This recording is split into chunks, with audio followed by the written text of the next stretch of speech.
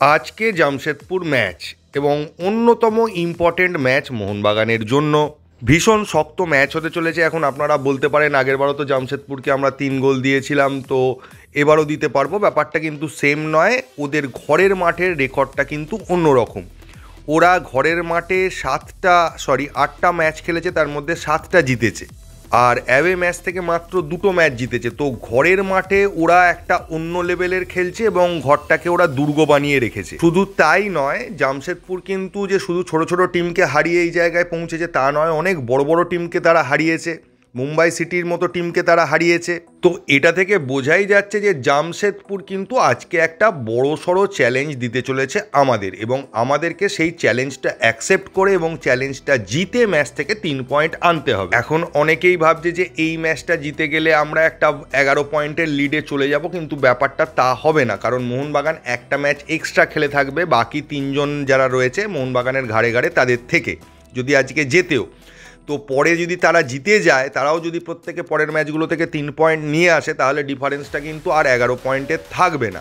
তো সব দিক দিয়ে বিচার করলে, লিগ শিল্ডের অ্যাঙ্গেল থেকে দেখলে এই ম্যাচটা কিন্তু ভীষণ ইম্পর্টেন্ট হতে চলেছে। এই ম্যাচটা জিতে গেলে মোহনবাগান কিন্তু লিগ শিল্ডের খুব কাছে পৌঁছে যাবে এবং লিগ শিল্ড জয়ের ক্ষেত্রে বলতে পারেন অনেকটা এগিয়ে যাবে। এর মধ্যে মোহনবাগানের জন্য আরও একটা খারাপ খবর রয়েছে যে সাহাল যেতে পারেনি জামশেদপুরে। সাহালের হালকা চোট রয়েছে এবং মলিনা তাকে নিয়ে রিস্ক নিতে চায় না, তাই জন্য সাহালকে নিয়ে মোহনবাগান যায়নি। যার ফলে মিডফিল্ড আরও বেশি প্রেডিক্টেড হয়ে গেছে। যদি কামিন্স প্রথম থেকে না খেলে, সেক্ষেত্রে দিমিত্রি বা গ্রেগ স্টুয়ার্ট কেউ একটা খেলবে। আর যদি কামিন্স প্রথম থেকে খেলে, তাহলেও মাঝখানে যে দুজন প্লেয়ার থাকছে আপুইয়ার সঙ্গে দীপক টাংরি অথবা অভিষেক সূর্যবংশী, সেক্ষেত্রেও দীপক টাংরি এগিয়ে আছে এক্সপিরিয়েন্সের দিক থেকে, তাই দীপক টাংরিই খেলবে এবং থাপার রোলটা সম্ভবত আপুইয়াকে কিছুটা হলেও করতে হবে আজকের ম্যাচে। এখন আজকের ম্যাচে ইম্পর্টেন্ট ফ্যাক্টর কারা হতে পারে? দেখুন, আজকের ম্যাচে সব থেকে বেশি ইম্পর্টেন্ট ফ্যাক্টর হতে পারে লিস্টন এবং মনবীর। তার মেন কারণটাও হচ্ছে মনবীরের আগের দিনের অফ ফর্মে খেলা। মনবীরও চেষ্টা করবে কিছু করে দেখানোর।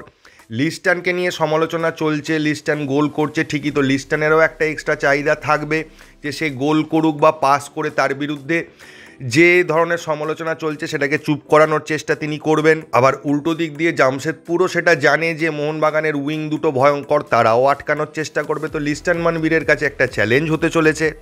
এছাড়া যে বিদেশি মাঝখানে খেলবে, সেটা দিমিত্রি হতে পারে, গ্রেগ স্টুয়ার্ট হতে পারে, জেসন কামিন্স হতে পারে, এই 3 জনের মধ্যে যেই মাঝখানে খেলবে তাকে কিন্তু ইম্পর্টেন্ট রোল প্লে করতে হবে। তার ওপর খেলাটা অনেকটাই নির্ভর করে থাকবে।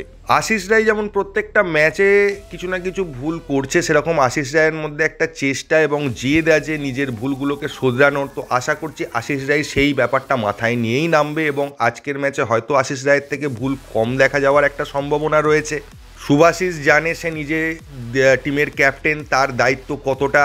তো আশিস রায় এবং শুভাশিসের ওপর কিন্তু অনেকটাই দায়িত্ব থাকবে জামশেদপুরের উইংগুলোকে নষ্ট করে দেওয়ার, এবং একই সাথে লিস্টন মনবীরকেও অ্যাটাকটাকে তৈরি করতে হবে যাতে উইং প্লেটা ওদের কম হয়। তবে মোহনবাগানকে নিয়ে বললে একটা কথাই বলতে পারি, মোহনবাগানকে প্রবলেমে ফেলতে পারে মোহনবাগান নিজে। মোহনবাগান যদি নিজে আত্মতুষ্টিতে ভোগে, মিসপাস করে, ডিফেন্সে স্কুল বয়দের মতো যদি কোনো ভুল করে, তবেই মোহনবাগান কিন্তু ম্যাচটা হারতে পারে বা মোহনবাগানের ক্ষেত্রে পয়েন্ট লুজ হওয়ার সম্ভাবনা তৈরি হতে পারে। মোহনবাগান যদি নিজে ভুল না করে নিজের খেলাটা ঠিকঠাক খেলে, তাহলে জামশেদপুর নিয়ে মোহনবাগানের কিন্তু খুব বেশি প্রবলেম হওয়ার কথা নয়।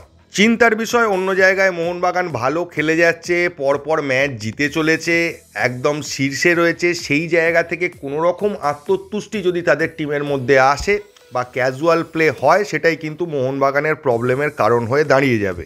জামশেদপুরে রাতের দিকে ঠান্ডা কিন্তু আমাদের এখানের থেকে একটু বেশি থাকে, তবে সেটা প্লেয়ারদের খুব একটা সমস্যা করতে পারে বা খেলার ক্ষেত্রে খুব একটা সমস্যা করতে পারে বলে আমার মনে হয় না। তবে এটাও খবর পাওয়া যাচ্ছে যে মোহনবাগান কিন্তু জামশেদপুরকে হালকাভাবে একদমই নিচ্ছে না, খুবই সিরিয়াসলিভাবে নিচ্ছে এবং সব রকমের প্রস্তুতি নিয়েই কিন্তু জামশেদপুর গেছে মোহনবাগান। এবং কোচ হোসে মলিনার এই ব্যাপারটা আছে, তিনি কিন্তু কোনো টিমকেই হালকাভাবে নেন না, প্রত্যেকটা টিমকেই সিরিয়াসলি নেন এবং তার বিরুদ্ধে কিছু না কিছু একটা ছক তিনি করে রাখেন।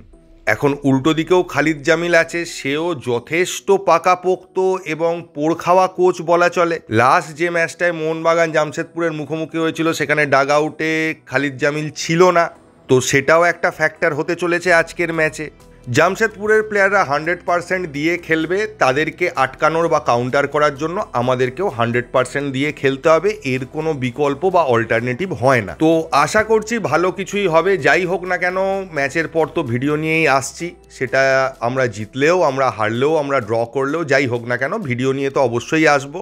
আর এই ম্যাচটা নিয়ে বিশেষ কিছু বলার নেই, ওয়েট করে আছি কখন 7:30 বাজবে আর ম্যাচটা দেখতে বসবো, তার অপেক্ষায় এতক্ষণ কাটাতে হবে, এই আর কি। তো আর বেশি কিছু বলার নেই এই ভিডিওতে, এইটুকুই। যদি ভিডিওটা ভালো লাগে তাহলে প্লিজ চ্যানেলটাকে সাবস্ক্রাইব করবেন। থ্যাংক ইউ, ধন্যবাদ এবং জয় মোহনবাগান।